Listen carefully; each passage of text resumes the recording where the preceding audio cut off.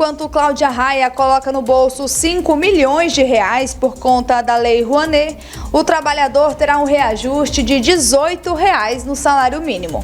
O anúncio foi feito pelo presidente Luiz Inácio Lula da Silva em uma entrevista.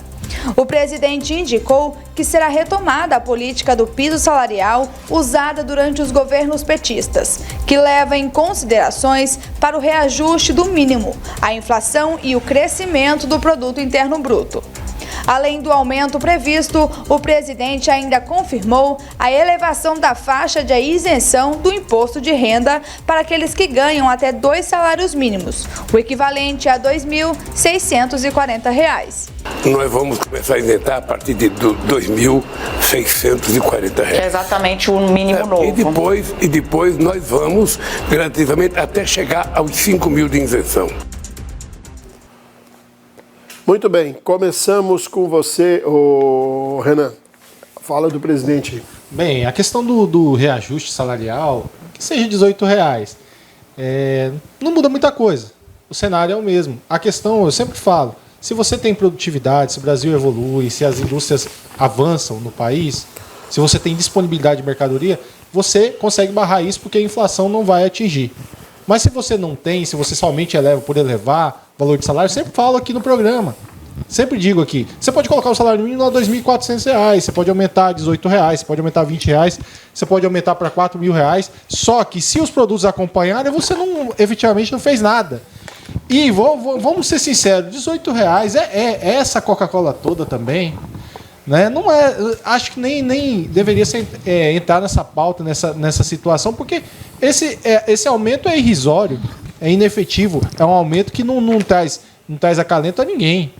E a verdade é que, quando se fala em reajuste, quando se fala em percentual, eles tentam comparar o antigo salário com o novo salário e somar esses R$ 18 para tentar estabelecer uma porcentagem. Então, eles nem falam que pulou de 1.302 para 1.320. Outro detalhe, a questão da isenção, da faixa de isenção. Aí eu tenho que pontuar, isso é um acerto, só que isso depende muito da reforma tributária. E isso precede essa questão do reajuste, tanto que a tabela desse ano vai continuar da mesma forma. Quem ganha acima de 1.900 e alguma coisa, 1.950, se eu não me engano, Ricardo, já começa a pagar, já entra na faixa, já começa a pagar imposto. Esse ano. Ele está falando para o ano que vem, está prometendo uma situação que vai ser reajustado para 2.640, né? 2.640, 2 salários mínimos, para o ano que vem, mas isso baseado numa situação que tem que preceder, porque ele não tem orçamento para isso. Inclusive, o governo está se endividando. Então, como que você, de um lado, faz uma renúncia fiscal do tamanho efetivo que é o imposto de renda, e do outro lado você gasta mais? Não tem lógica, não tem precedente. Então, essas situações têm que ser ponderadas.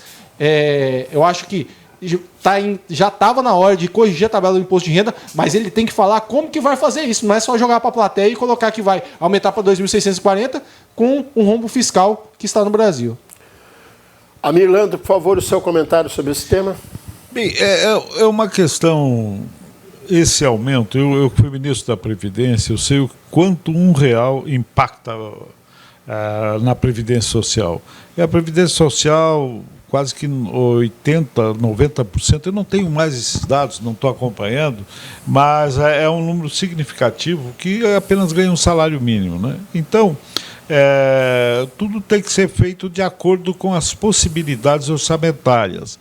É evidente que o nosso orçamento veio de uma maneira caricata, né? O orçamento veio assim que não dava para tocar a saúde, a educação, quer dizer, faltou inclusive papel higiênico, né, nas universidades, se não tivesse outra coisa, as luzes tiveram que ser cortadas, toda a conta telefônica, etc.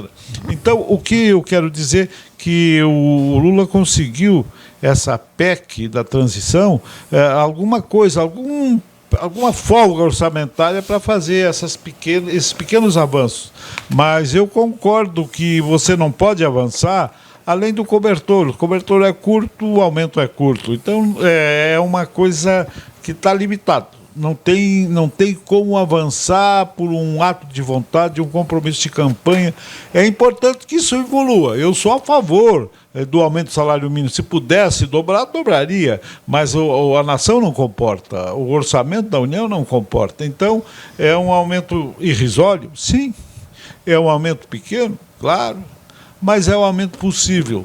Senão, nós poderíamos incorrer na absoluta irresponsabilidade fiscal. Então, essa irresponsabilidade, ela sempre deve avançar na medida que também a responsabilidade social exige, mas não mais do que o possível, né? Não mais, é claro que se aumentasse mais, a fome não ia nem aumentar nem diminuir. É pouca coisa que aí acrescenta ou diminui. Então, vamos agora trabalhar com esses números. Vamos ver se dá para avançar mais e, sobretudo, olhando a Previdência Social. Porque já se falava de retirar a correção da Previdência, o vínculo com o salário mínimo. A grande ideia era acabar, é o que saiu, um dos fatos que saiu em plena campanha. Então, quer dizer, havia um processo para desvincular. Aí sim, aí nós iríamos dar de graça a fome para todos os aposentados e pensionistas que ganham um salário mínimo. Graças a Deus isso se manteve. Ricardo, sua vez. Eu fico assim, me questionando, e aí rebatendo a fala do Amirlando sobre a responsabilidade fiscal, mas então por quê? Ele sabendo dessa condição, por que ele foi lá na campanha eleitoral e prometeu?